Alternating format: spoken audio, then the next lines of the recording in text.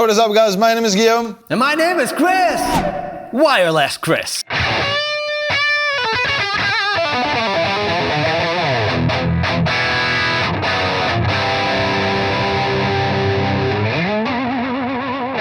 Hey guys, Kris here. And my name is Guillaume. Hope you're having a beautiful day today. Welcome back, Kris. Welcome back to the regular side of the set. Today we're checking out the brand new Shure GLXD16 Plus. Bang! Nailed it. Wireless system, the evolution of the GLXD non-Plus 16. Yeah, exactly. So yeah, new wireless system. We're gonna go through a couple of cool fun facts about the product itself. What we know of it, for what we don't know, link in description as always. We'll be trying the system itself. We'll be comparing it to high quality cables, seeing like how it pairs with the sound. We'll be doing a bunch of faraway experiments and that kind of thing. We might run around in this rather big studio. I don't have a strap and I don't want to hurt that beautiful guitar. You will get one. So, yeah, so let's start with the product and stuff. What is it? Sorry, you're doing the brand rep. Yeah. You're the rep guy today. Hi, I'm Kris from Shure. And that's the difference between someone who did his homework and someone who didn't. No, actually, what's the difference? I wouldn't consider myself being the Shure guy.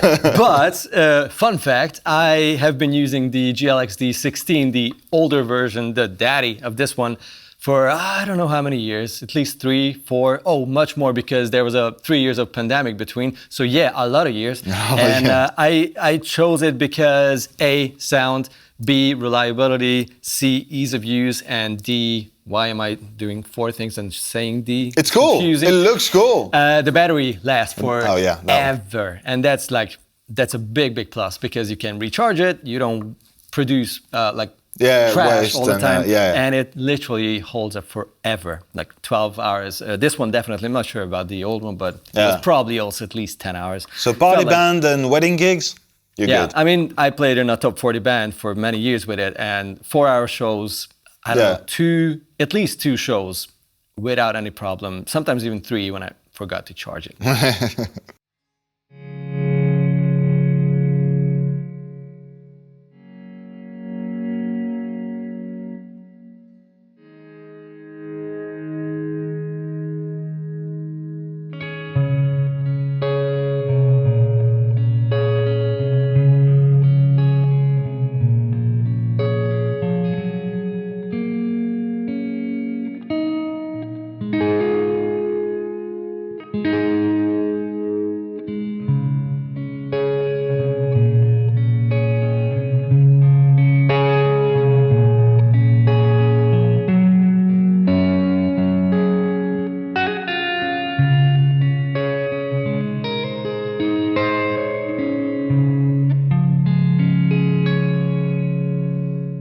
So the wireless system takes reverb really well.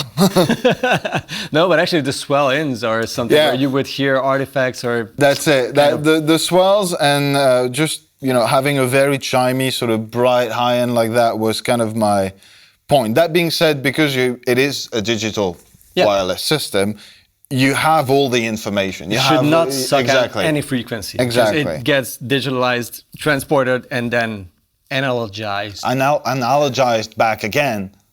The thing is, and this is where my ignorance of wireless system is going to shine, really, because I've never used one. I'm a cable guy. I haven't toured half as extensively as that gentleman has, so I was always cable. And what I do appreciate is that not only it doesn't take out stuff, which is good.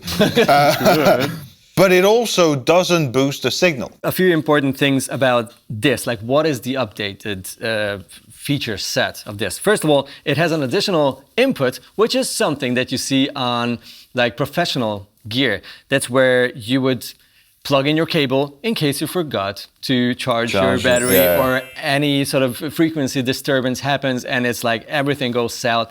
You want to have a backup plan for sure. And that's going to be a cable, of course, which is somewhere on the side of the stage. Yeah. You then run around and disconnect this one and try to connect your cable to whatever and then into your instrument.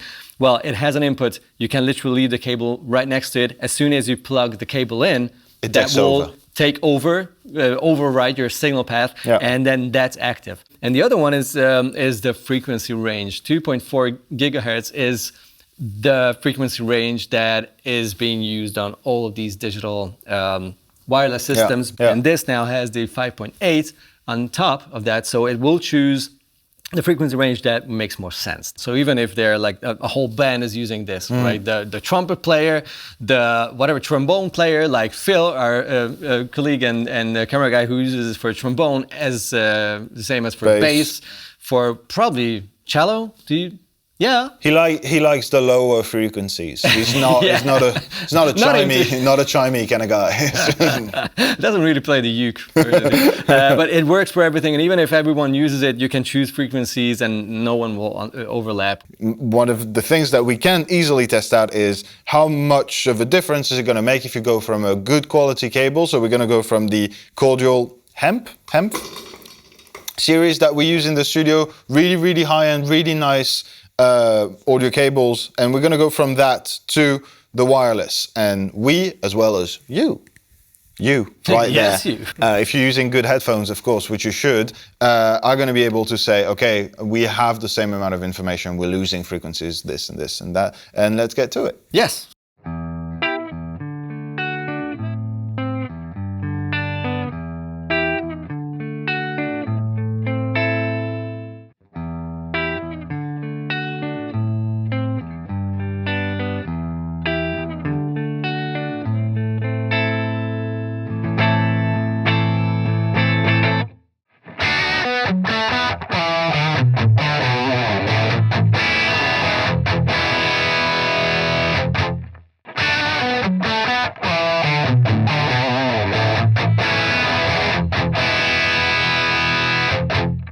I heard something that makes sense, and I think we'll all agree on the fact that it does sound better with it in the signal chain because of the buffer. And I think immediately, you know, it's kind of an unfair comparison to the cable, because the cable is just doing its best.